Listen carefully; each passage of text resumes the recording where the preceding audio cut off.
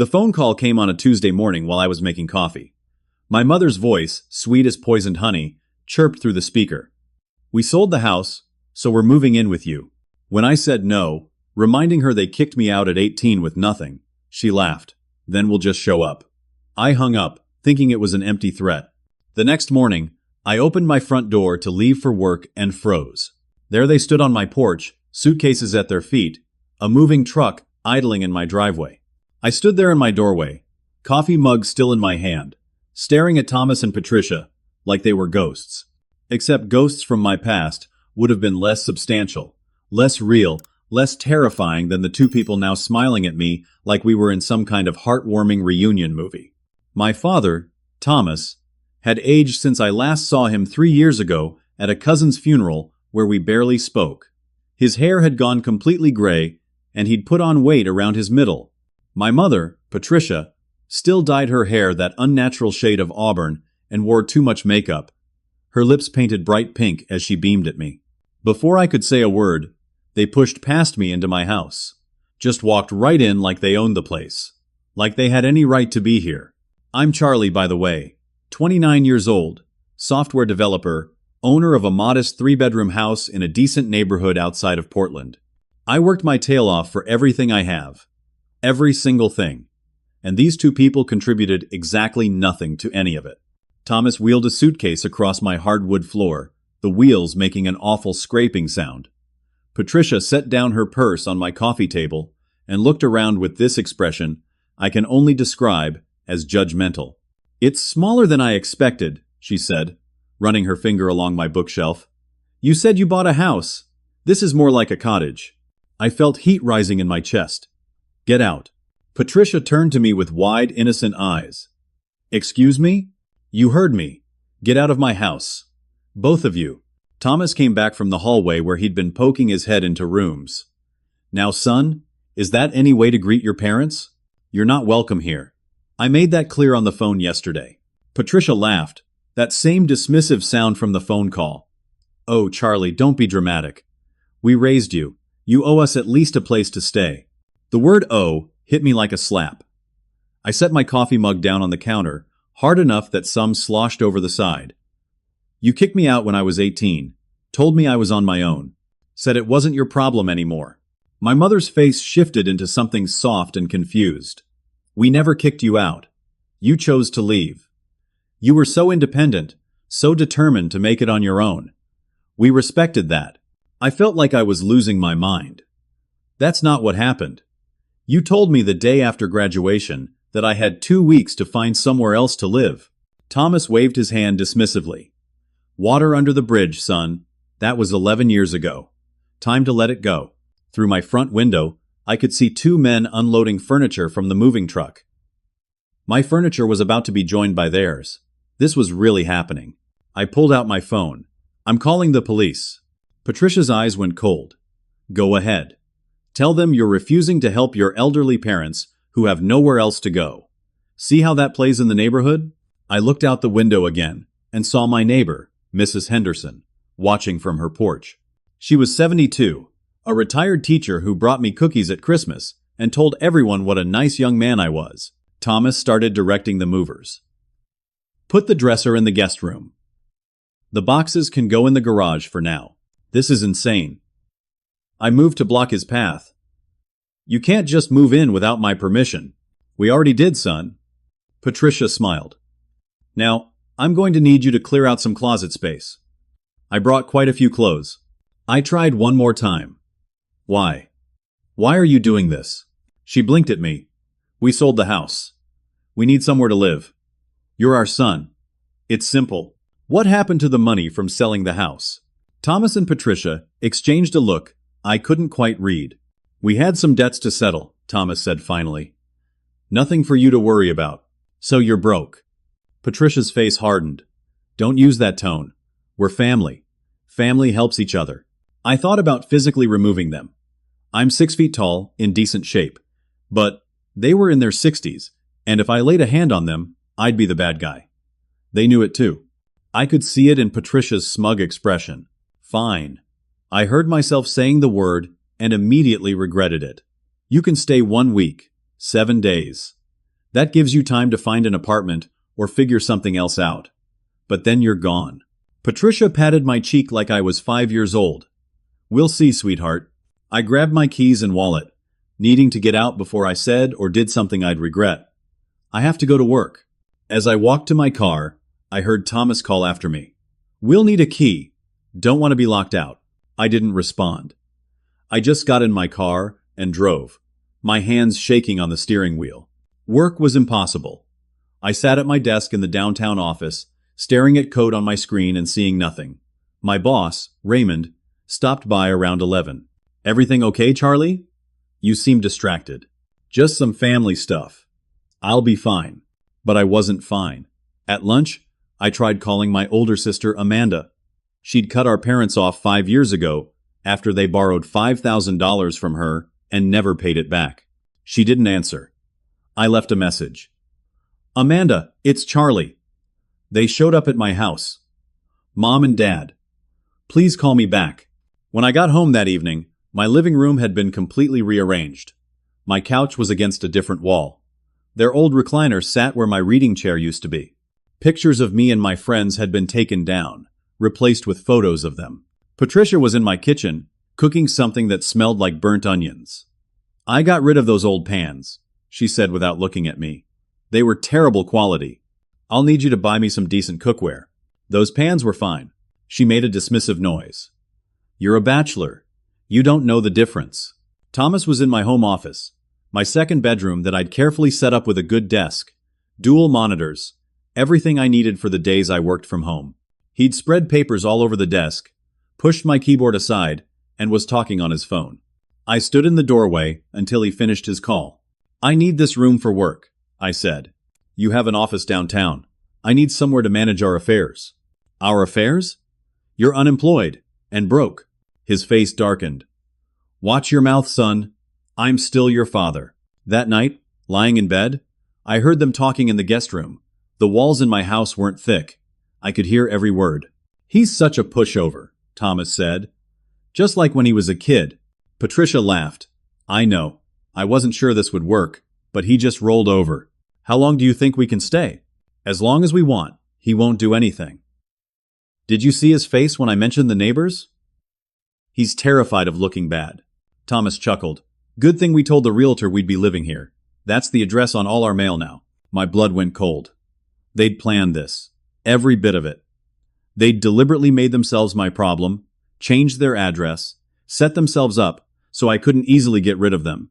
I lay there in the dark, my own house suddenly feeling like a prison, and realized I'd made a terrible mistake letting them through that door.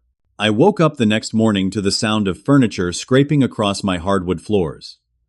When I stumbled out of my bedroom, I found Patricia directing Thomas as they moved my entertainment center. This will look better by the window, she said. My TV was already repositioned. The coffee table I'd spent 2 months saving up for had been shoved into a corner. In its place sat their old, scratched dining table that I remembered from childhood. Every mark on it reminded me of dinners, where I'd been criticized for my grades, my friends, my choices. What are you doing? Patricia looked at me like I'd asked a stupid question, making the space more functional. Your furniture arrangement was terrible. No sense of flow. I walked into the kitchen. My personal coffee maker had been replaced with their old drip machine. The magnetic poetry words I'd collected on my refrigerator were gone, replaced by their church event flyers and grocery coupons. Where are my magnets? Patricia waved vaguely. I threw out all that clutter. You're almost 30, Charlie. Too old for refrigerator toys. Those were mine. You had no right. She cracked eggs into a pan. Don't be so sensitive. I'm making breakfast. You should be grateful. I wasn't hungry. I grabbed my laptop bag and headed for the door. I had to work from home today, but I'd go to a coffee shop. Anywhere but here. Where are you going? Thomas called from the living room. I need you to drive your mother to the store later. I have to work. It'll only take an hour. I left without answering.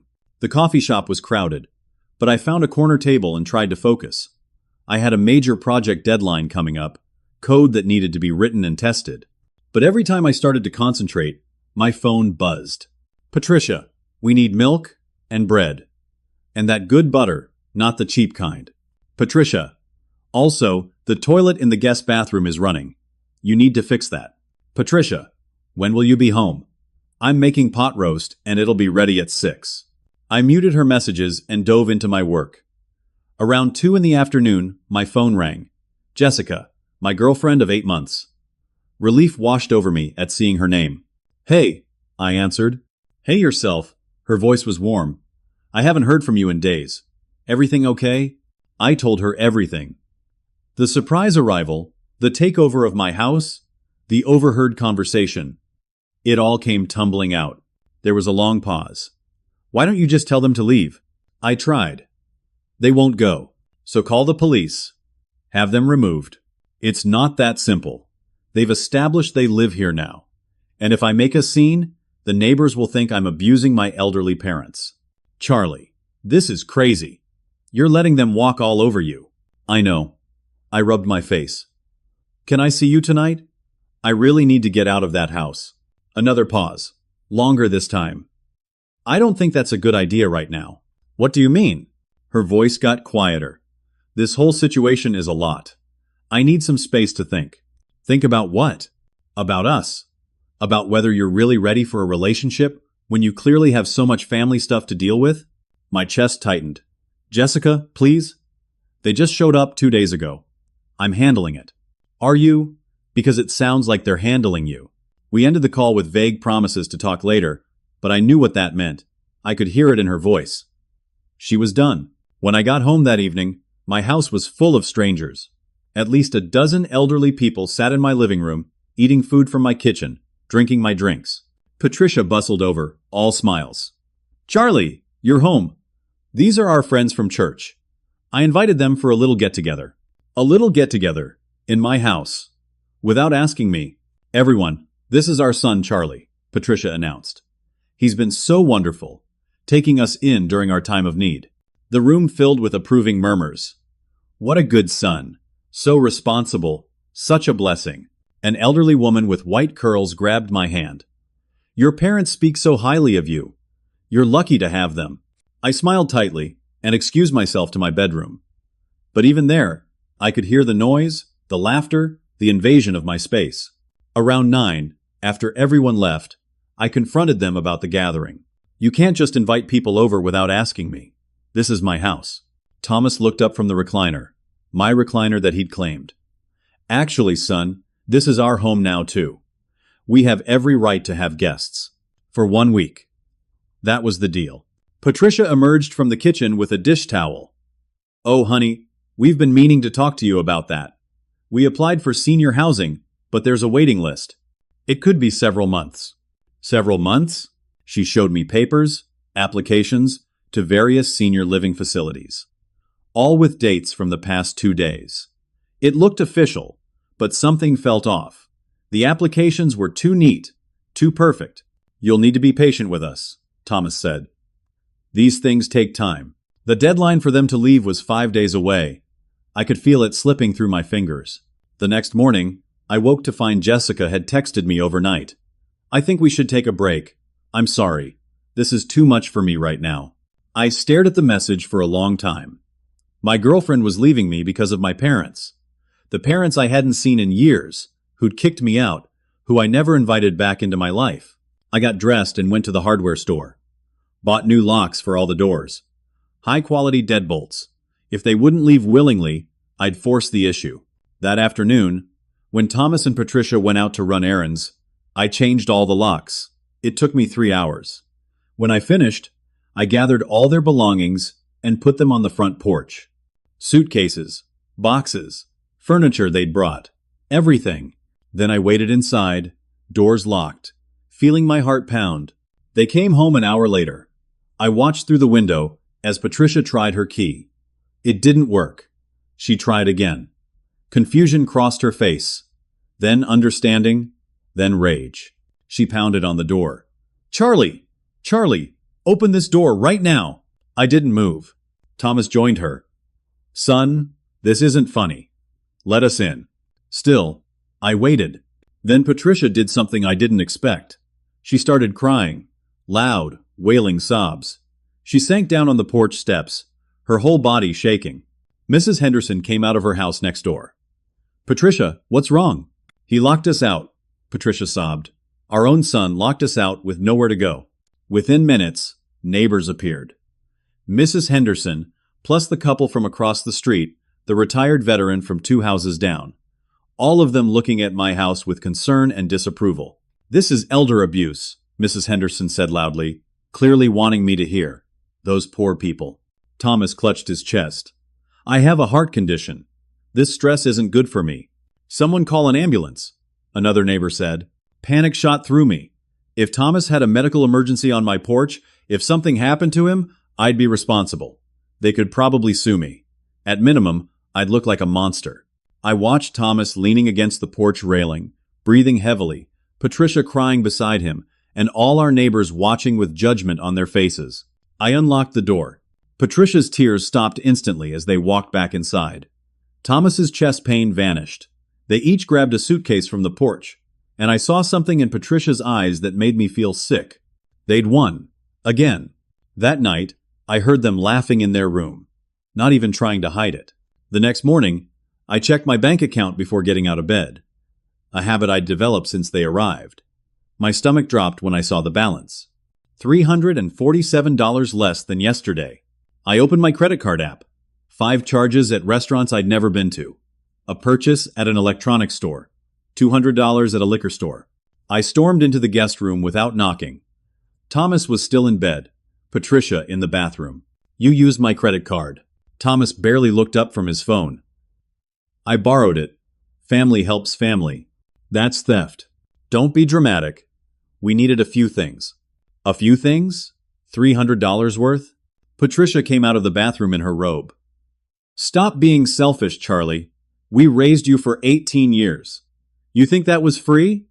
Consider this payback. I tried to keep my voice level. If you do it again, I'm reporting the card stolen. Thomas finally looked at me. Go ahead. Tell the police your father stole from you. See how that makes you look. He was right. I could already imagine it. The police asking why I hadn't secured my wallet better. Suggesting this was a family matter. Maybe implying I was making a big deal out of nothing. I went to work that day feeling defeated. At lunch, I made an appointment with a lawyer. A guy named Greg that my coworker recommended. The consultation was that afternoon. Greg's office was small, but professional. He listened to my story with increasing concern. So you want to evict them, he said when I finished. Yes. As soon as possible. He leaned back in his chair. Here's the problem. They've established residency. They're receiving mail at your address, they have personal belongings there, and they've been staying long enough that legally, they're tenants. But I never agreed to that. Doesn't matter. In Oregon, if someone lives somewhere for more than a week, they have tenant rights. You'll need to go through formal eviction proceedings. How long does that take? 30 to 60 days minimum. And that's if everything goes smoothly. If they fight it, longer. My heart sank. 2 months of this? Greg pulled out some forms. There's another complication. If they claim they're paying rent or contributing to household expenses, it gets even more complex. They're not paying anything, they're stealing from me. Can you prove that? I showed him my bank statements, the unauthorized charges. He nodded slowly. This helps. But here's what I'm worried about. If they tell people they're paying you rent, and you contradict that, it becomes he said, she said. You need to document everything. Every conversation, every expense, every incident. I left his office with a stack of eviction paperwork and a sick feeling in my stomach. When I got home, Patricia was outside, chatting with Mrs. Henderson. They were laughing about something. When Patricia saw me, she waved cheerfully. Charlie, I was just telling Dorothy about how we're settling in. It's so nice to be close to family again. Mrs. Henderson smiled at me. Your mother tells me you're being so gracious about them staying. Not many young people would do that these days. I tried to smile back. Actually, it's temporary. They're looking for their own place. Patricia's face didn't change, but her eyes went hard. Oh, Charlie always worries. We'll be out of his hair before he knows it. Later, I overheard Patricia on the phone with someone. No, the rent is very reasonable. Charlie's been so understanding. We're contributing what we can. Rent? I confronted her when she hung up. You're telling people you pay me rent? She blinked innocently. We give you what we can.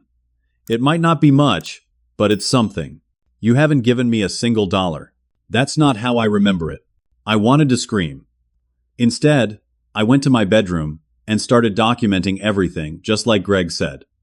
Dates, times, conversations, expenses. My phone buzzed. My boss, Raymond. Charlie. Need to talk to you about the Morrison project. Can you come in early tomorrow? The Morrison project. My biggest client. The deadline was in 2 weeks, and I was behind. Way behind. Sure, I texted back. We'll be there at 7. I tried to work that night after Patricia and Thomas went to bed. Opened my laptop at the kitchen table and pulled up my code. But I couldn't focus. The house smelled like their cooking. Their stuff was everywhere I looked. Their voices echoed in my head. Around midnight, I gave up and went to bed. The next morning, I got to the office at 7 as promised. Raymond was already there with coffee and concern on his face. Charlie, I'm going to be direct. Your work quality has dropped significantly in the past week. The Morrison code has bugs. Basic stuff you wouldn't normally miss. I know. I'm sorry. I've had some personal issues, but I'm handling it. Are you?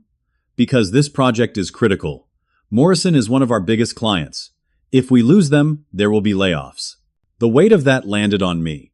Not just my job, but other people's jobs. Because I couldn't handle my parents.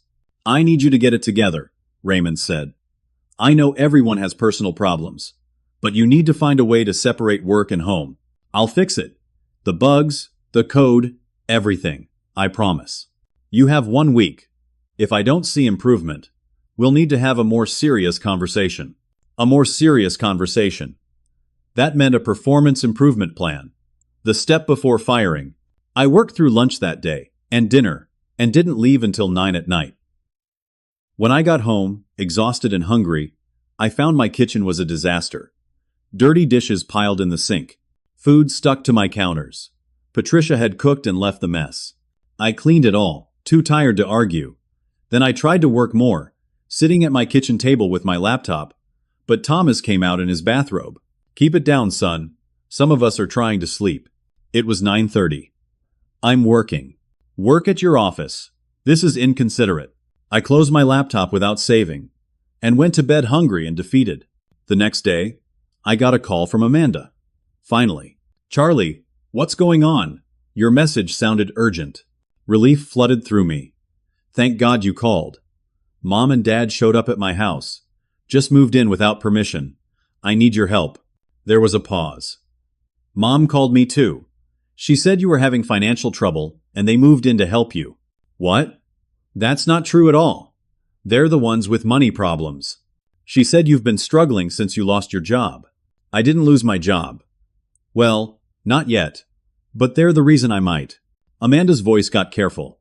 Charlie, are you okay? Mom said you've been acting strange. Acting strange? They're the ones who are acting crazy. They won't leave. They're stealing from me. They changed their legal address to my house. She sent me screenshots. Text messages supposedly from me. Asking for money. Talking about debt. Saying I was embarrassed to admit I needed help. I never sent these. They're from your number. My blood went cold. They must have used my phone while I was sleeping. Sent texts pretending to be me. Charlie, this is getting weird. I don't know what to believe. Amanda, I'm telling you the truth. They're scamming you the same way they scammed you 5 years ago. Her voice went hard. Don't bring that up. That's between me and them. But it's the same pattern. Can't you see that? I think you all have issues to work out. Don't drag me into it. She hung up. I sat there staring at my phone. They'd turned my sister against me. Used my own phone to create fake evidence. Isolated me from the one family member who might have understood. That night, I barely slept. Every time I closed my eyes, I saw their smug faces. Heard Patricia's fake crying on the porch. Watched Thomas clutch his chest in fake distress. They were destroying my life piece by piece, and I didn't know how to stop them. By the end of the second week, Patricia had become a fixture at the local community center. She volunteered every Tuesday and Thursday, helping with their senior lunch program. I only knew because Mrs. Henderson mentioned it one morning when I was getting my mail. Your mother is such a treasure, she said, Everyone at the center just loves her. That's great, I managed. She told us about your troubles. Don't worry, we're all praying for you. My troubles? What did she tell you? Mrs. Henderson patted my arm sympathetically. That you've been going through a rough patch, lost your job, struggling with bills. But that's why they came, to support you through this difficult time. I haven't lost my job. She looked confused. Oh. Well, maybe I misunderstood. Anyway, we've organized a meal train for your family. Different neighbors will bring dinner each night this week. One less thing for you to worry about. Before I could explain that none of that was true, she hurried back to her house. That evening, right on schedule, the couple from across the street showed up with a casserole. Behind them came another neighbor with bread, then another with a salad. Patricia greeted each one warmly, thanking them profusely. Look at this community, she said to me after they left. This is what real neighbors do. They support each other. You told them I lost my job. I said you were having challenges. People want to help. Why are you so suspicious of kindness? Because it's based on lies. She smiled serenely.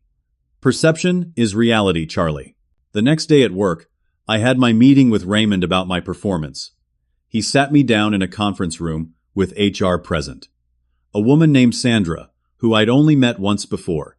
Charlie, Raymond started, we've noticed a significant decline in your work over the past 2 weeks. The Morrison project has serious issues. You've missed deadlines. Your code quality is not up to your usual standards. I know. I'm working on fixing everything. Sandra opened a folder. We're placing you on a performance improvement plan.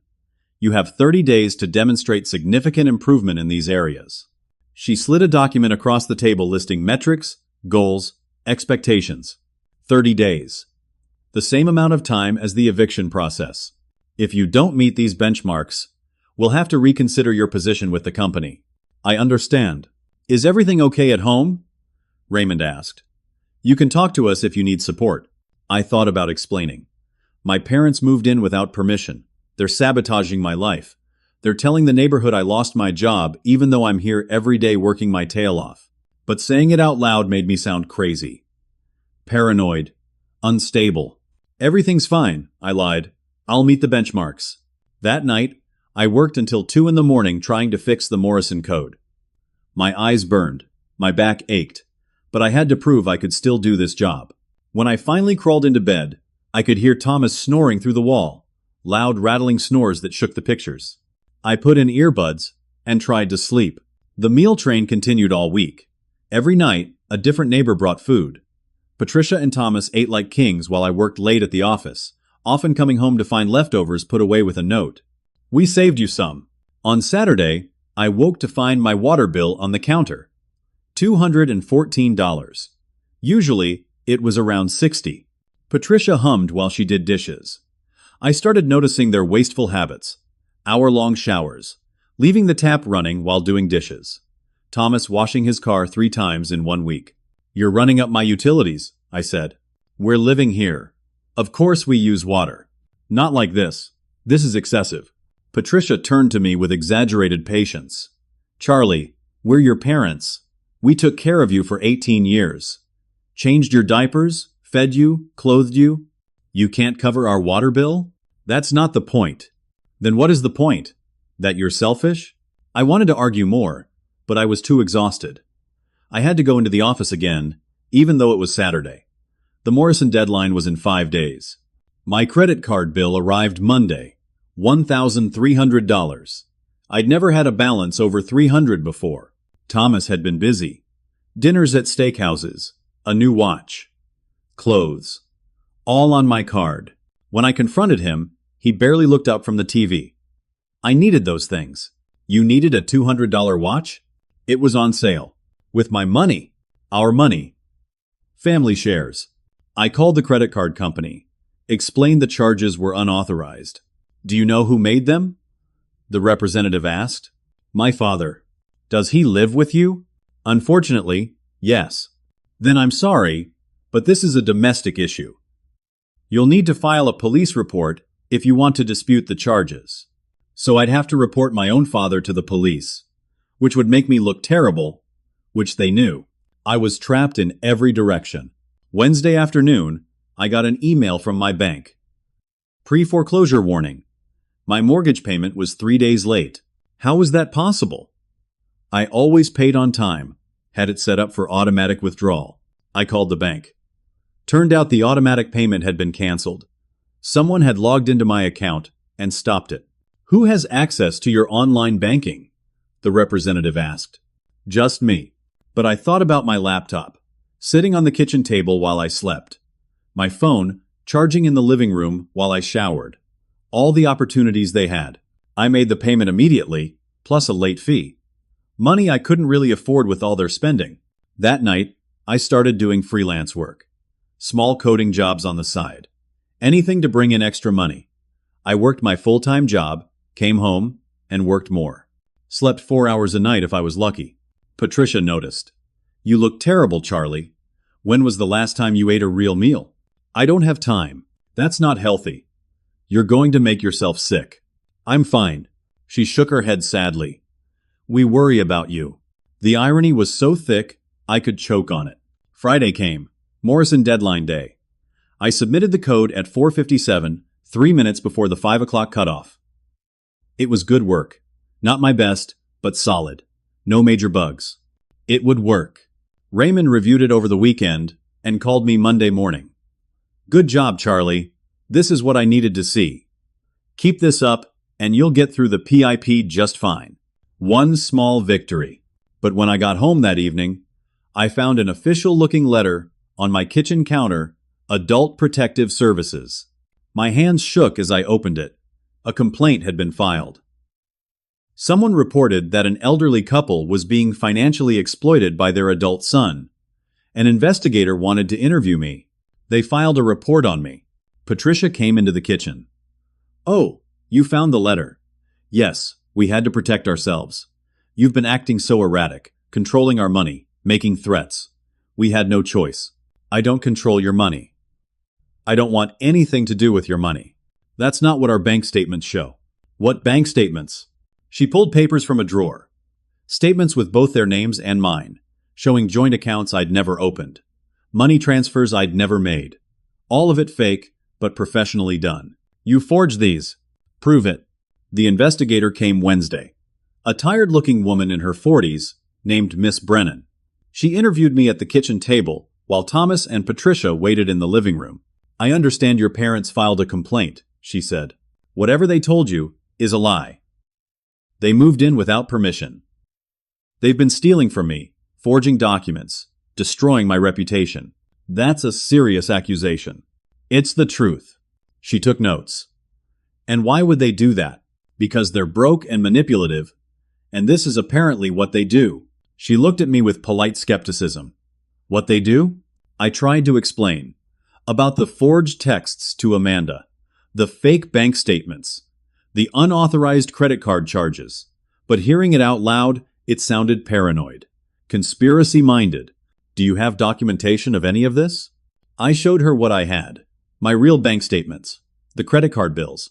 And your father made these charges? Yes. But he lives with you. So technically, he has access to your cards. He doesn't have my permission to use them. Did you file a police report? No, because he's my father, and it would make me look terrible. She wrote more notes. I understand this situation is stressful for everyone. I'll need to interview your parents as well. She spent an hour with them. When she came back, her expression had changed.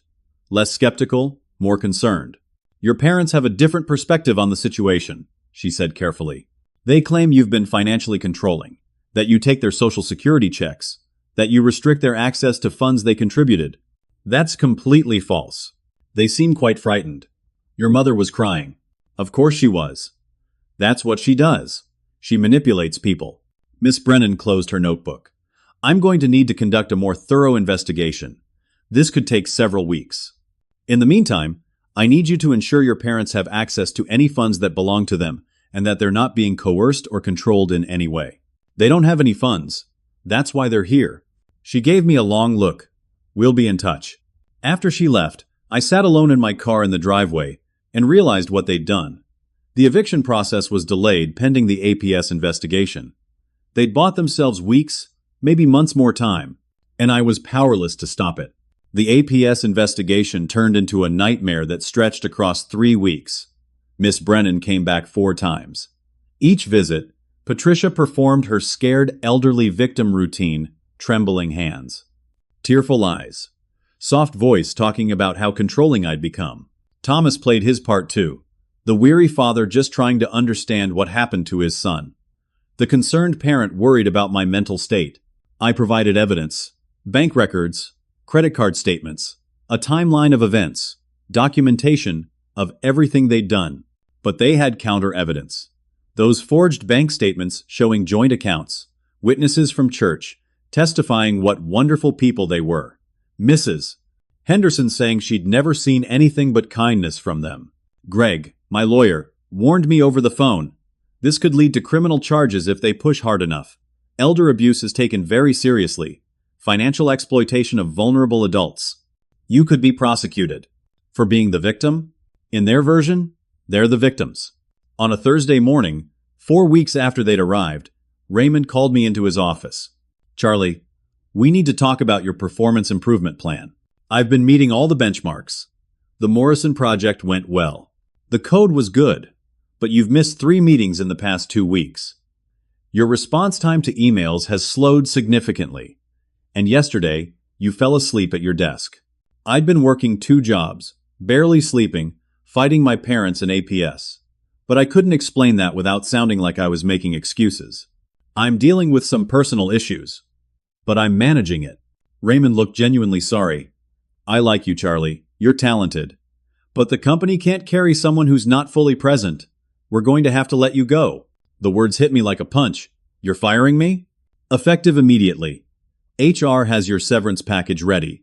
2 weeks' pay. You'll need to return your laptop and keycard. I sat there stunned. My job. The career I'd built. Gone. I'm sorry, Raymond said again. I hope you get whatever's going on sorted out.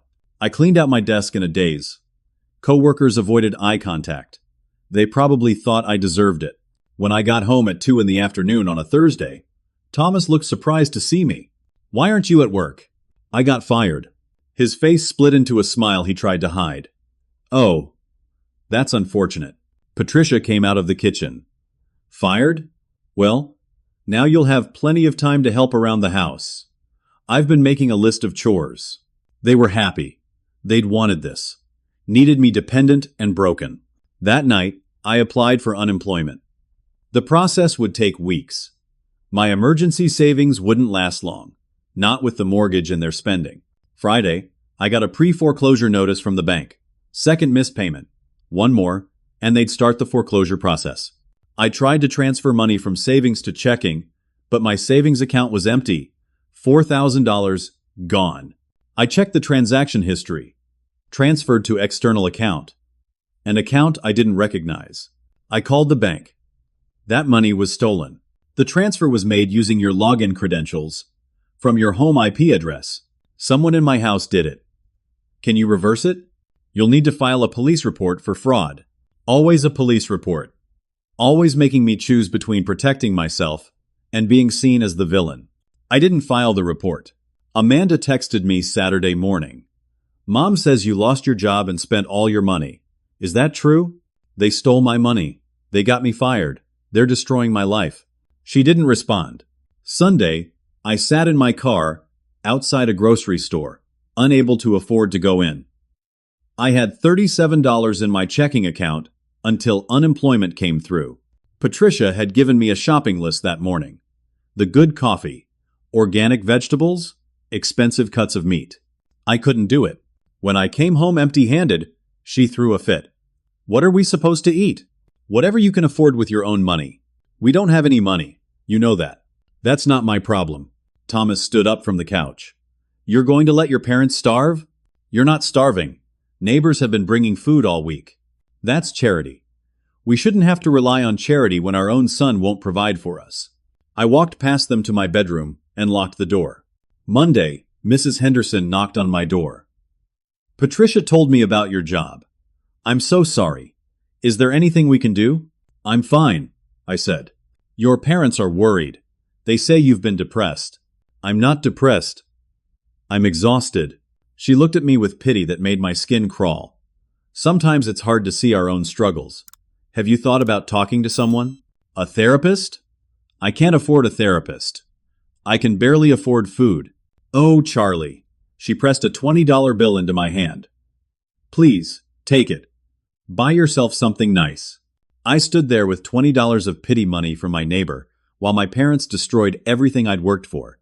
That afternoon, I sat in my car and thought about just driving away. Leaving everything. The house, the mortgage, the nightmare, just disappearing. But they'd already transferred the deed into their name somehow. I was sure of it. They'd find a way to take everything. My phone rang. Unknown number. I almost didn't answer. Is this Charlie? A woman's voice. Unfamiliar. Yes. Who's this? This is Diane. I'm your aunt. Your father's sister. I sat up straight. I hadn't talked to Diane in over a decade. She'd cut ties with the family when I was a teenager. I heard through the family grapevine what's happening. With your parents. You living together. Yeah, I said carefully. It's been challenging. I need to tell you something. She paused. They did this to me. What? 15 years ago. They moved in with me after they sold a house. Took over my life. Nearly destroyed everything. It took me 2 years to get them out. My hands gripped the phone tighter. What? This is a pattern, Charlie. They've done it to other relatives too. Your cousin Nathan, your Uncle Bill. They're professional manipulators. They know exactly what they're doing. She had documentation, court papers, restraining orders, police reports from other family members. I'm driving up from California. I'll be there tomorrow. We're going to stop this. For the first time in weeks, I felt something other than despair. Hope. Diane arrived Tuesday afternoon driving a silver Honda with California plates. She was in her mid-60s, with short gray hair and eyes exactly like my father's, but somehow kinder. We met at a diner 3 miles from my house. She came carrying a file box full of documents. Before we start, she said, I need to know you're ready for this. Going up against Thomas and Patricia isn't easy. They're masters at manipulation. I'm ready. I've lost everything else. I don't have anything left to protect. That's what they want. They break you down until you're too tired to fight back. She opened the file box. But you're not alone anymore. The documents she showed me painted a disturbing picture. In 2009, Thomas and Patricia had moved in with Diane after claiming their house had termite damage. They'd stayed for 2 years, drained her savings, ruined her credit, and nearly cost her job. Nathan, my cousin I hadn't seen since childhood, had the same story from 2013. They'd claimed they needed temporary help after a medical crisis. 6 months later, he was bankrupt. Uncle Bill, in 2016. Same pattern. They always target family members who are conflict-averse, Diane explained. People who fear confrontation, who worry about looking bad. That's their power. Why didn't anyone warn me? They isolate their victims. Turn family against each other. By the time you realize what's happening, you're alone. Just like you are now. She pulled out business cards. I've contacted a lawyer who specializes in elder fraud. His name is Marcus. He's agreed to take your case pro bono because the pattern is so clear. We met with Marcus that evening at his office downtown. He was in his 50s, with sharp eyes and a no-nonsense demeanor. Tell me everything, he said. So I did. Every detail. The surprise arrival, the forged documents, the credit card theft, the APS complaint, the job loss, all of it. Marcus took notes steadily. When I finished, he leaned back. This is textbook financial abuse. The good news is, with Diane's documentation showing a clear pattern of behavior, we have a strong case. Against what? They're my parents. What can we actually do? Several things. First, we file a police report for identity theft and fraud, the forged bank statements, the unauthorized credit card charges, all of it documented. They'll say I'm making it up. That's where the pattern comes in. He gestured to Diane's documents. 3 other relatives with nearly identical experiences. Police reports from different jurisdictions. Court orders. It establishes a history. What about the APS investigation? We contact Miss Brennan with this new evidence. Show her your parents have a documented history of filing false abuse claims against family members they're actually victimizing. It's part of their method. For the first time in weeks, I felt a flicker of something like strength. There's more, Marcus said. With Diane's testimony and documentation, we can get a restraining order. Emergency protective order based on financial abuse and emotional manipulation. They'll have to vacate your house immediately. Really, if the judge agrees. And with this evidence, I think they will. We spent 3 hours that night building the case. Every piece of evidence organized. Timeline documented. Witness statements prepared. Diane told me stories about my parents I'd never known. How Thomas had convinced his mother to put their house in his name before she died, then sold it and kept the money. How Patricia had been banned from 2 different church communities for spreading malicious rumors. How they'd declared bankruptcy 3 times by middle age. They're not going to give up easily, Diane warned. When cornered, they get vicious. I don't care. I want my life back. Wednesday morning, Marcus filed the police report. A detective called me that afternoon. His name was Detective Carson, and he sounded surprisingly sympathetic. I've seen this kind of family financial abuse before. Can you come to the station tomorrow to give a full statement? I went Thursday morning. Spent 2 hours walking Detective Carson through everything. He took photos of the forged documents, copies of the credit card statements, screenshots of the fake texts to Amanda.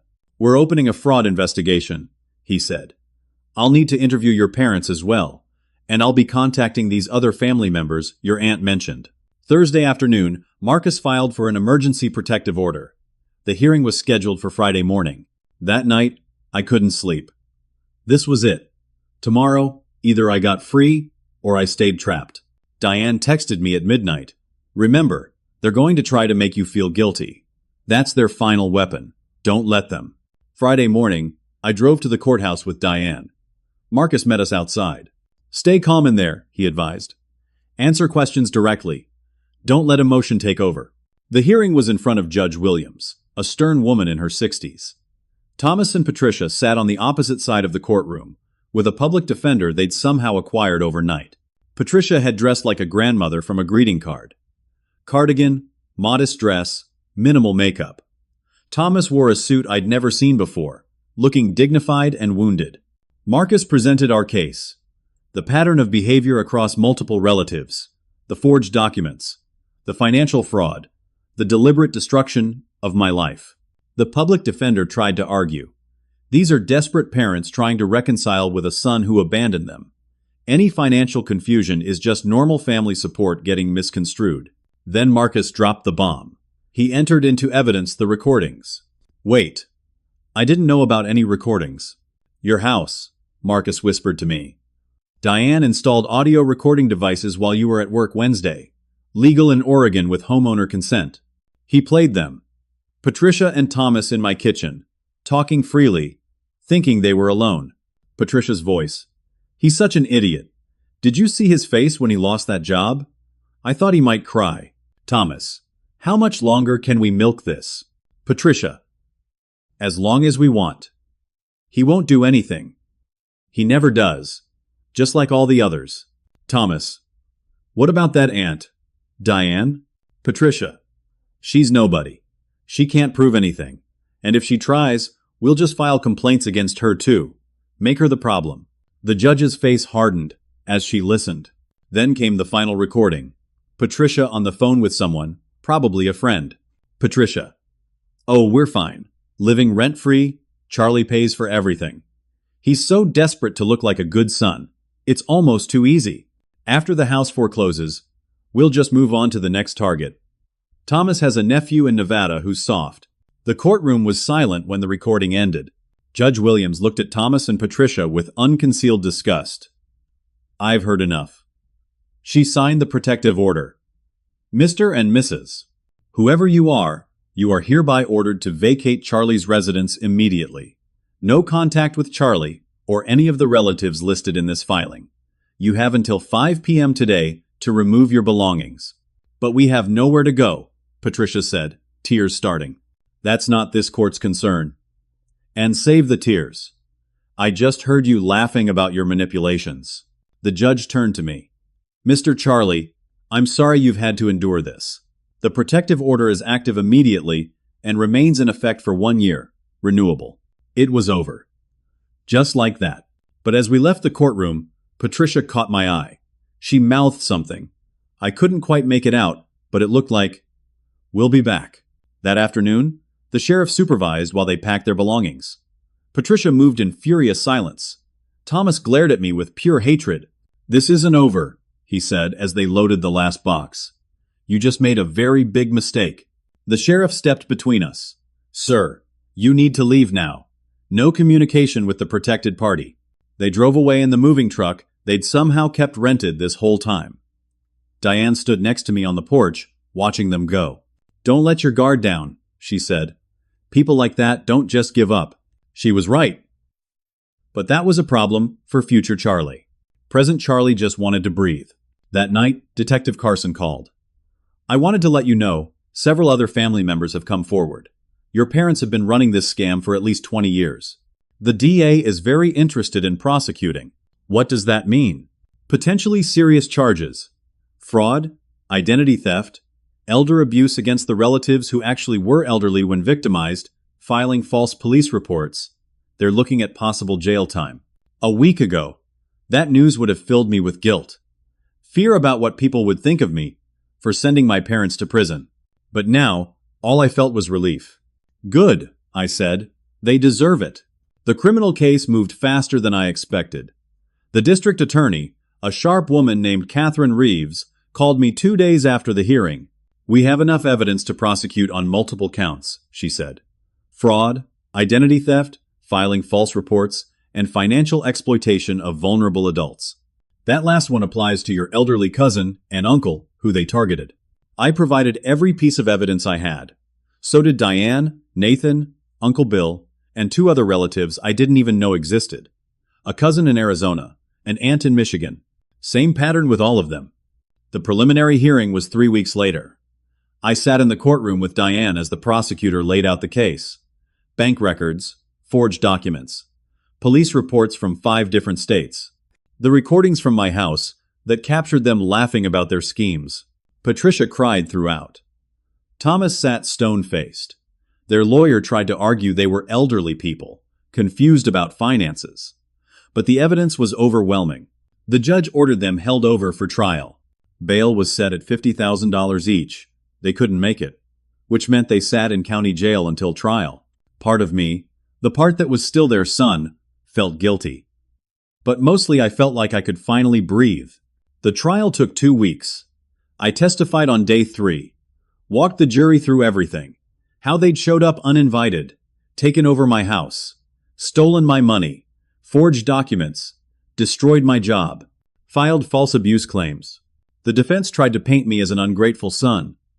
"Look at this young, healthy man," their lawyer said, refusing to help his elderly parents in their time of need. But then Marcus, who'd agreed to testify as an expert witness, explained the pattern. "This is a carefully crafted scheme these defendants have run for decades. They target family members who are empathetic and conflict-averse. They use guilt, social pressure, and manipulation to establish control. Then they systematically drain their victims financially and emotionally. It's not about needing help. It's about exploitation." Diane testified about her experience. So did Nathan, Uncle Bill, and the others. 5 separate victims telling nearly identical stories spanning 20 years. The jury deliberated for 4 hours. Guilty on all counts. Patricia sobbed loudly as the verdict was read. Thomas showed no emotion. Sentencing came 2 weeks later. Judge Williams, the same judge from my protective order hearing, presided. "What you 2 have done is despicable," she said. "You've betrayed the most fundamental bonds of family, used love and guilt as weapons, destroyed lives without remorse." The recordings from MrOneHazard.com. Charlie's home show clearly that you view your victims with contempt, not love. This was calculated. Long-term criminal activity. She sentenced them each to 5 years in prison, with 3 years suspended.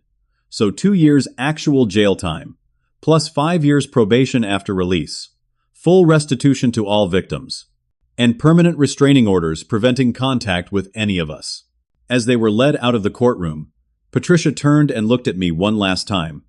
Her tears were gone, her eyes were cold and hard, full of hatred. I looked right back and felt nothing. Outside the courthouse, the other victims gathered. Diane hugged me. Nathan shook my hand. Uncle Bill, who I hadn't seen since I was 10, thanked me. "You're the one who finally stopped them," he said. "The rest of us just ran away and tried to forget. But you fought back." "We all fought back," I said. Together. That afternoon, I went home to my house. My actual house, empty of their belongings. Silent. Mine. I walked through each room slowly. The living room where I'd found them rearranging my furniture. The kitchen, where Patricia had criticized everything. The guest room where they'd plotted against me. I opened windows, let fresh air in, started planning changes. New paint, different furniture arrangement. Make it truly mine again. The next day, Miss Brennan from APS called. "I wanted to apologize," she said. "I should have looked deeper when your parents first filed their complaint. The signs were there. You were doing your job. They're very convincing. Still, I'm sorry you went through that." I called Raymond, my former boss. Explained what had happened. The trial, the conviction, the proof that I hadn't been making excuses. "I'm sorry we didn't listen," he said. "But the position has been filled. I can give you a reference, though, if that helps."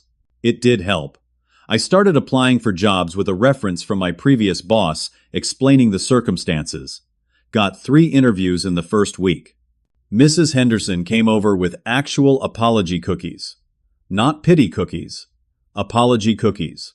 "I believed everything they said," she admitted. "I feel terrible. They seemed so kind. They're professionals at seeming kind. That's how it works." Amanda called, not texted, actually called. "I'm so sorry," she said. "I should have believed you.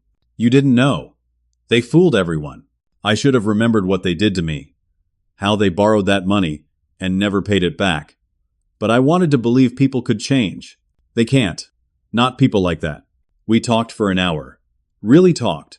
Like we hadn't in years. She told me about her life, her kids, her job. I told her about my plans. We promised to stay in close touch. She meant it this time. So did I. Jessica reached out through a mutual friend. She'd heard about the trial through the neighborhood gossip network. Wanted to apologize for not supporting me. We met for coffee.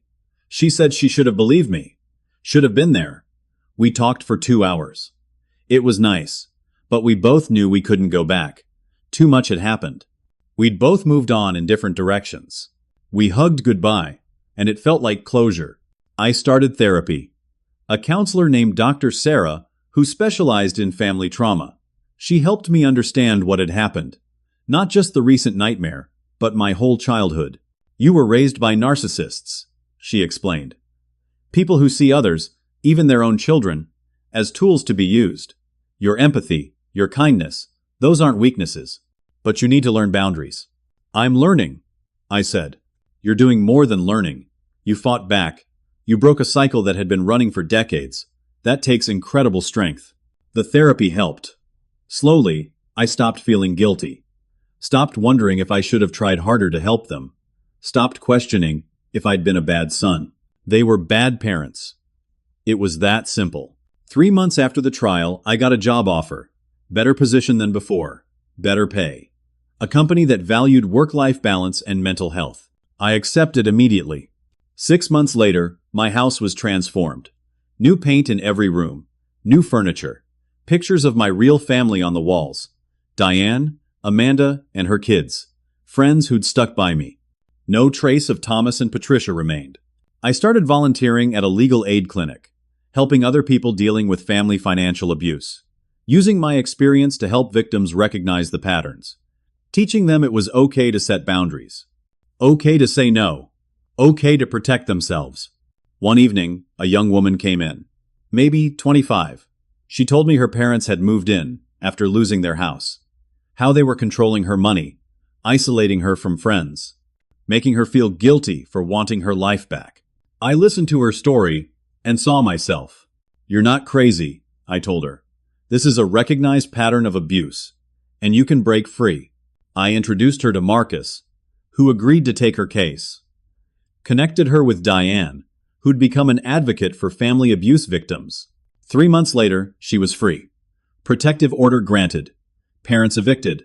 Life reclaimed. She hugged me with tears in her eyes. "Thank you. You saved my life." "No," I said. "You saved your own life. I just showed you it was possible." A year after the trial, I hosted Thanksgiving at my house. Amanda and her family came. Diane came. Nathan and Uncle Bill came.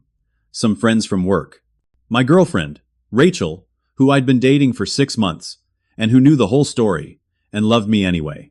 We sat around my dining room table, a new table I'd bought myself, and I looked at the faces around me.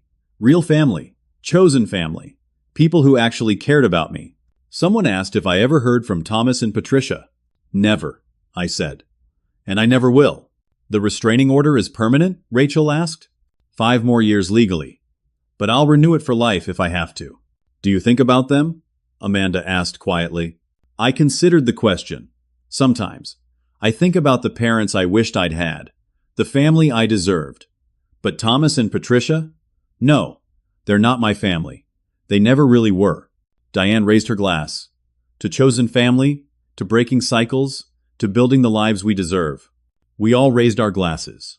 To freedom, I added. We ate and laughed and told stories. Normal family things. Things I'd never really had growing up but was building now. Later, after everyone left, I sat on my couch in my quiet house and felt something I hadn't felt in years. Peace. The journey hadn't been easy. I'd lost my job, nearly lost my house, been isolated from everyone I cared about. I'd been broken down and built back up. But I'd learned something crucial. Family isn't about blood, it's about respect, love, support. Real family doesn't manipulate and control. Real family lifts you up. I learned I was stronger than I thought. That standing up for myself wasn't selfish. That setting boundaries was necessary. That some people, even parents, are toxic. And removing toxic people from your life, even family, is not just okay, it's essential. I learned that asking for help isn't weakness. That accepting support from people who genuinely care makes you stronger, not weaker. Most importantly, I learned that I deserved better. Deserved respect. Deserved love that wasn't conditional or manipulative. Deserved a life built on my own terms. Thomas and Patricia taught me something valuable, though not what they intended. They taught me exactly what kind of person I didn't want to be, what kind of family I didn't want to create, what kind of love I wouldn't accept. They spent their lives taking. I was going to spend mine giving, but only to people who deserved it, who valued it, who reciprocated it. My phone buzzed. Rachel texting. "Thank you for today. Your family is wonderful." I smiled. They really were. "Thank you for being part of it," I typed back. She sent a heart emoji. I looked around my living room, my space, my sanctuary, hard-won and worth every battle. The nightmare was over. The healing had begun, and I was finally, truly free. Now I want to hear from you. Have you ever dealt with toxic family members who wouldn't respect your boundaries? How did you handle it? Did you feel guilty about protecting yourself? Share your story in the comments. Your experience might help someone else who's going through something similar. If this story resonated with you, please hit that like button. Subscribe to hear more stories about overcoming family challenges and building better lives. And share this with anyone who might need to hear that it's okay to put yourself first, even when it comes to family. Thank you for listening to my story. Remember, you deserve respect, you deserve peace, and you deserve a life free from manipulation and control. Don't let anyone, not even family, take that from you. Stay strong and take care of yourself.